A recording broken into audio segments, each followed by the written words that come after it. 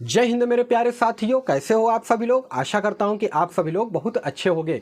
दोस्तों, भारतीय डाक विभाग यानी कि इंडिया पोस्ट ऑफिस जीडीएफ में ये जो स्पेशल ड्राइव के अंतर्गत वैकेंसी चल रही है और साथ में साइकिल 5 की जो वैकेंसी चल रही है दोस्तों, उसके रिगार्डिंग में काफ़ी सारे कैंडिडेट मैसेज पे मैसेज कर रहे हैं। अभी 2 दिन पहले मैंने वीडियो बनाया था, उसमें काफ़ी सारे मैसेज किए हैं और सवाल पे सवाल कर रहे हैं। जैसे कि सर ये बताइए कि इसका 5th मेरिट लिस्ट जो है वो कब जारी किया जाएगा साइकिल 5 का, और ये जो स्पेशल ड्राइव के अंतर्गत वैकेंसी आई है इसका 1st मेरिट लिस्ट जो है वो कब जारी किया जाएगा। उसके अलावा सर ये बताइए कि किस सर्कल पे अप्लाई करना चाहिए, किस सर्कल पे अप्लाई नहीं करना चाहिए। क्या जीडीएस में पैसे दे करके नौकरी पाया जा सकता है, ये मुमकिन है कि नहीं। उसके अलावा ये मैं अपनी तरफ से बताने जा रहा हूं दोस्तों कि 50% कैंडिडेट जो है ना वो रिजेक्ट हो जाएंगे फॉर्म अप्लाई करने के बाद। वो क्यों, उस पर भी हम लोग बात करेंगे। तो दोस्तों वीडियो बहुत ही ज़्यादा इंफॉर्मेटिव होने वाला है, बस आप लोग वीडियो को अंत तक देखिएगा, स्किप मत कीजिएगा। अगर आपने भी इंडिया पोस्ट जीडीएस में फॉर्म को अप्लाई किया है या फिर अप्लाई करने जा रहे हैं तो दोस्तों आइए वीडियो को कंटिन्यू करते हैं बिना समय गवाए हुए। तो सबसे पहले मैं आपको बताना चाहता हूं दोस्तों कि स्पेशल ड्राइव के अंतर्गत ये जो वैकेंसी आई हुई है 12,828 सीटों पे, उसका लास्ट डेट जो है वो 23 जून है, ठीक है ना। तो अब सर्वर काफ़ी स्लो हो गया है दोस्तों, अभी तक आपने फॉर्म को फिल नहीं किया है तो आज की इस डेट में फॉर्म को फिल कर दीजिएगा दोस्तों। वैसे तो जो सीरियस कैंडिडेट है 90% कैंडिडेट जो है वो उन्होंने फॉर्म को फिल कर दिया है, लेकिन अभी भी 5 से 10% कैंडिडेट जिनको मालूम नहीं है या फिर वो फिल करना चाहते हैं लेकिन सोच रहे होंगे कि बाद में मैं फिल कर दूंगा, उसको मैं बता देना चाहता हूं कि अब सर्वर काफ़ी स्लो हो गया है। इस वजह से आज आप लोग फॉर्म को अप्लाई कर दीजिएगा, क्योंकि जो उसका लास्ट डेट है ना वो 23 जून है और आज 22 जून हो गया है। आगे हम लोग बढ़ते हैं दोस्तों, बात कर लेते हैं 5th मेरिट लिस्ट। ये जो साइकिल 5 की जो है 5वें मेरिट लिस्ट की बात करेंगे दोस्तों, तो काफ़ी सारे कैंडिडेट कह रहे थे कि सर इसका 5वां मेरिट लिस्ट कब जारी किया जाएगा। काफ़ी सारे कैंडिडेट ऐसे हैं जिनका कि 1st, 2nd, 3rd और 4th मेरिट लिस्ट में नाम नहीं आया है। वे कैंडिडेट बहुत ही बेसब्री के साथ इंतजार कर रहे हैं 5वें मेरिट लिस्ट का, कि शायद मेरे 5वें मेरिट लिस्ट में नाम आ जाए। तो मैं आपको बता देना चाहता हूं दोस्तों कि अब आपका इंतजार खत्म हो गया है। इनफैक्ट कभी भी इसका जो है 5वां मेरिट लिस्ट जारी किया जा सकता है और ये आखिरी मेरिट लिस्ट होगा दोस्तों। इसके बाद कोई भी मेरिट लिस्ट जारी नहीं किया जाएगा। हो सकता है कि आज ही मेरिट लिस्ट जारी किया जाएगा, लेकिन 22 तारीख से लेकर के 25 जून के बीच में आपको इसका 5th मेरिट लिस्ट देखने को मिल जाएगा दोस्तों, क्योंकि जो सिलेक्शन प्रोसेस का लास्ट डेट है ना वो आपको मालूम है 30 जून है, और इसके बाद किसी भी प्रकार का कोई भी जो है सिलेक्शन प्रोसेस नहीं होगा, यानी कि कोई मेरिट लिस्ट जारी नहीं किया जाएगा। ये आखिरी मेरिट लिस्ट है और उसके बाद डॉक्यूमेंट वेरिफिकेशन भी होना है। तो ये मान के चलिए कि 25 तारीख से पहले आपका ये 5वां मेरिट लिस्ट जो है वो जारी कर दिया जाएगा साइकिल 5 का। आइए अब आगे बढ़ते हैं दोस्तों, स्पेशल ड्राइव की वैकेंसी की हम लोग बात कर लेते हैं। जो 12,828 सीटों पे ये वैकेंसी आई हुई है, उसमें भी काफ़ी सारे कैंडिडेट कह रहे हैं सर मैंने फॉर्म तो अप्लाई कर दिया है, लेकिन ये बताइए कि इसमें एग्जाम तो नहीं होगा, लेकिन इसका 1st मेरिट लिस्ट कितने दिन बाद जारी होता है। तो इसका 1st मेरिट लिस्ट जारी होने में बस 8 से 10 दिन लगता है दोस्तों। ये जो पिछली बार वैकेंसी आई थी ना साइकिल 5 की, इसका पहला जो मेरिट लिस्ट जो है 1st मेरिट लिस्ट जो है ऑनलाइन आवेदन का जो अंतिम तिथि था उसके 10 दिन के अंदर अंदर आ गया था।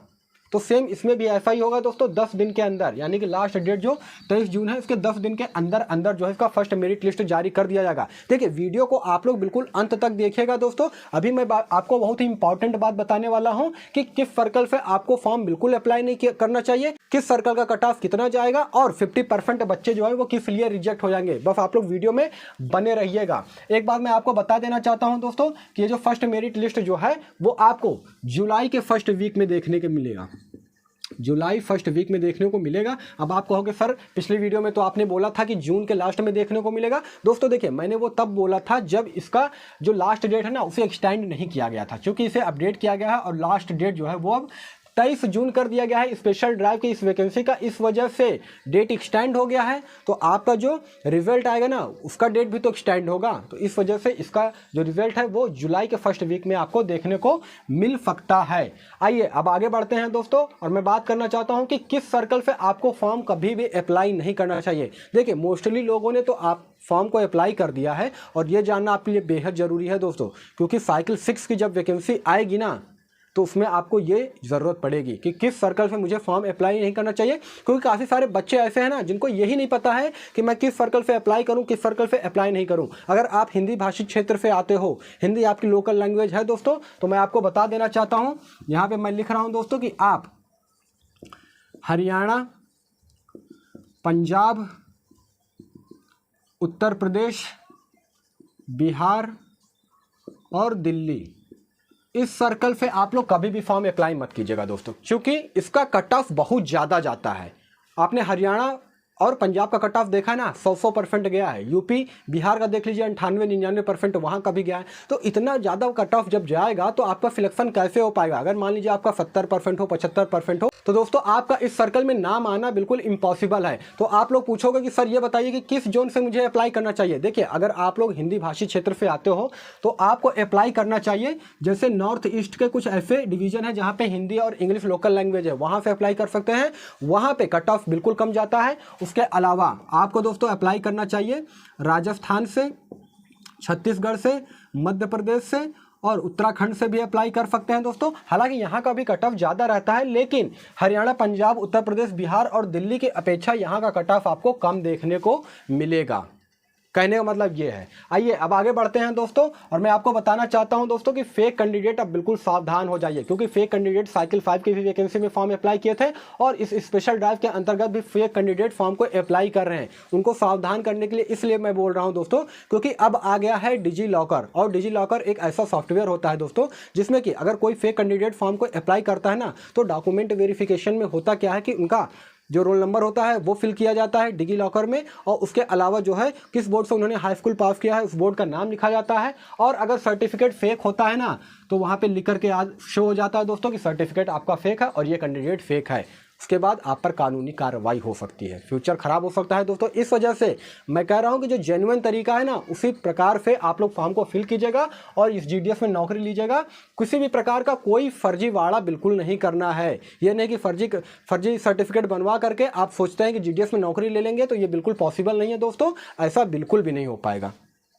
ठीक है। और काफ़ी सारे कैंडिडेट ये कह रहे थे कि सर क्या पैसे दे करके जीडीएस में नौकरी पाई जा सकती है, क्योंकि इसका तो सैलरी बहुत ज़्यादा नहीं है। देखिए, सैलरी से मतलब नहीं है, सैलरी चाहे जितना भी ज़्यादा हो या कम हो, क्योंकि ये गवर्नमेंट विभाग है, पूरी तरीके से सरकारी विभाग है दोस्तों।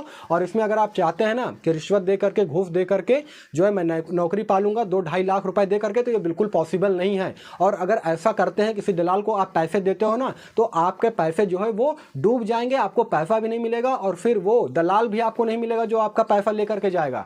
इस वजह से अगर कोई आपसे कहता है कि 2 लाख 2.5 लाख में मैं आपको जीडीएस में नौकरी दिलवा दूंगा, क्योंकि ऐसा बहुत चल रहा है दोस्तों। काफी सारे कैंडिडेट मुझसे कहे हैं कि सर 2 लाख 2.5 लाख दे करके जो है जीडीएस में सेटिंग हो जा रही है, नौकरी मिल जा रही है। मैं आपको बताऊंगा कि ये सब बिल्कुल फ्रॉड है। इन सब के चक्कर में आपको बिल्कुल नहीं पड़ना है, जेन्युइन तरीके से आपको नौकरी इसमें लेनी है, ठीक है ना। अब सबसे इंपॉर्टेंट मैं आपसे बता देना चाहता हूं कि काफी सारे कैंडिडेट कह रहे थे सर कि पोस्ट प्रेफरेंस जो है वो देने का सही तरीका क्या है और इसे क्यों देना चाहिए। तो देखिए, इसे इसलिए देना चाहिए दोस्तों कि अगर आपके कम परसेंटेज भी है ना, तब भी आपके सिलेक्शन के चांसेस ज़्यादा रहते हैं। एक तो कैटेगरी डिपेंड करता है, दूसरा डिपेंड करता है कि आपका पोस्ट प्रेफरेंस आपने किस प्रकार से सिलेक्ट किया है। देखिए, मैं यहाँ पे बताना चाहता हूँ दोस्तों, आप लोग यहाँ व्हाइट बोर्ड पे ध्यान दीजिएगा, ठीक है ना। जैसे पोस्ट प्रेफरेंस आपको देना है तो कैसे देंगे। अगर मान लीजिए कि कोई, मैं मार्कर को चेंज कर लेता हूँ, मार्कर चल नहीं रहा है यहाँ पे।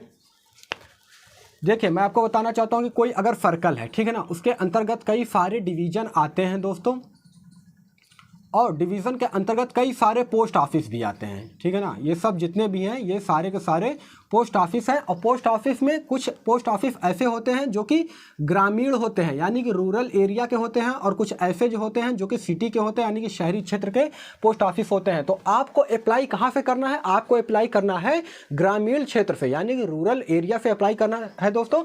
इससे होता क्या है ना कि ग्रामीण क्षेत्र का जो कट ऑफ है ना वो काफ़ी कम जाता है, क्योंकि काफ़ी सारे कैंडिडेट को जो है वो ग्रामीण क्षेत्र के बारे में, पोस्ट ऑफिस के बारे में पता ही नहीं होता है, जिससे कि वो अप्लाई नहीं कर पाते हैं या फिर नहीं करते हैं। और सिटी के बारे में मालूम होता है, काफ़ी सारे कैंडिडेट सिटी में अप्लाई करते हैं। इस वजह से सिटी का जो कट ऑफ है ना वो ज़्यादा जाता है। आप लोग ये देखिएगा कि जो शहरी क्षेत्र का जो कट ऑफ है वो ज़्यादा जाता है। इस वजह से आप लोगों को ग्रामीण क्षेत्र से अप्लाई करना है। दूसरी चीज़, अगर आप एसटी कैंडिडेट हो, है ना, एसटी कैंडिडेट हो या फिर एससी कैंडिडेट हो, तो एसटी प्लस जनरल से भी अप्लाई कर सकते हैं, एससी प्लस जनरल से भी अप्लाई कर सकते हैं। ओबीसी कैंडिडेट है या ईडब्ल्यूएफ कैंडिडेट है तो ओबीसी प्लस जनरल से भी अप्लाई कर सकते हैं। तो ये सारी चीज़ें होती हैं दोस्तों जो कि पोस्ट प्रेफरेंस में काफ़ी लाभदायक सिद्ध होती हैं, ठीक है ना। अगर इस प्रकार से अगर आप पोस्ट प्रेफरेंस देंगे ना तो आपका सिलेक्शन का चांस ज़्यादा रहेगा। आपके परसेंटेज भले ही 70 हो, 75 हो, 80% हो, है ना, कैटेगरी डिपेंड करता है और पोस्ट प्रेफरेंस डिपेंड करता है। अब उम्मीद है कि दोस्तों पोस्ट प्रेफरेंस किस प्रकार प्रकार से देना है आप समझ गए होंगे। अगर अभी भी कोई डाउट हो दोस्तों तो कमेंट सेक्शन आपके लिए खुला है, कमेंट कीजिएगा, मैं आपको उसका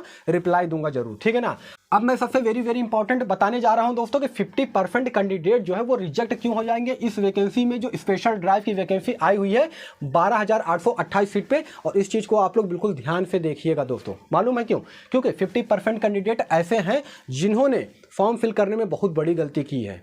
आपको पूछोगे ना कि सर क्या गलती की है, तो उन्होंने क्या किया है कि अपने नेम की स्पेलिंग में गलती की है, फादर नेम की स्पेलिंग में भी गलती की है। उसके अलावा चलिए अच्छा ये चीज़ तो करेक्शन में सही भी हो जाएगा क्योंकि 24, 25, 26 जून को करेक्शन होगा। काफ़ी सारे कैंडिडेट करेक्शन करवाएंगे, काफ़ी सारे कैंडिडेट नहीं भी करवाएंगे, मुझे मालूम है। तो जो करवाएंगे उनका तो चलिए ठीक है, सही हो जाएगा। लेकिन काफ़ी सारे कैंडिडेट ऐसे हैं ना जिन्होंने क्या किया है, जिनका कि 80% 18+ एज जो है वो पूरा नहीं हुआ है और वे कोरोना काल के छात्र हैं। काफ़ी सारे कैंडिडेट ऐसे हैं। CGPA कैंडिडेट को मैं बताऊंगा कि उनको क्या डालना है कि मार्क्स डालना है, वे क्या कर रहे हैं, ग्रेड डाले दे रहे हैं। उसके अलावा ग्रेड पॉइंट डाले दे रहे हैं। उसके अलावा 9.5 से मल्टीप्लाई करके अपना परसेंटेज डाले दे रहे हैं। मतलब इस प्रकार की बारीक गलती कर रहे हैं ना दोस्तों। और यही चीज़ डॉक्यूमेंट वेरिफिकेशन में देखा जाता है। और छोटी से छोटी बारीकी अगर गलती करेंगे ना तो इसी गलती को पकड़ के आपको रिजेक्ट कर दिया जाएगा और बाद में आप कुछ कर नहीं पाओगे, ये चीज़ सुधार नहीं पाओगे दोस्तों। इसलिए मैं आपसे बताना चाहता हूँ कि अगर अभी तक आपने फॉर्म को अगर अप्लाई कर दिया है तो अभी आप क्या करेंगे कि फॉर्म स्टेटस को चेक कर लीजिएगा सबसे पहले, ठीक है ना। ये सबसे ज़्यादा जरूरी है। फॉर्म स्टेटस को चेक कर लीजिएगा कि आपका फॉर्म एक्सेप्ट हुआ है कि रिजेक्ट हुआ है। वो कैसे चेक करेंगे, तो इंडिया पोस्ट ऑफिस के ऑफिशियल वेबसाइट पे जाएंगे। वहाँ पे जब आप अप्लाई स्टेटस पे जाएंगे ना, अप्लाई स्टेटस वाले ऑप्शन पे जाएंगे तो वहाँ पे नीचे रजिस्ट्रेशन नंबर होगा। रजिस्ट्रेशन नंबर जैसे ही फिल करेंगे दोस्तों, वहाँ पे आपका जो स्टेटस होगा मतलब फॉर्म का, वो लिख करके आ जाएगा कि आपका फॉर्म एक्सेप्ट हुआ है कि रिजेक्ट हुआ है। और ये चीज़ आप लोग बिल्कुल कर लीजिएगा दोस्तों, नहीं तो 50 से यानी कि 40 से 50% कैंडिडेट जो है इस वजह से रिजेक्ट हो जाएंगे। मैं आपको बता दे रहा हूं, ये सब बारीकी गलतियां हैं जो कि बच्चे कर देते हैं।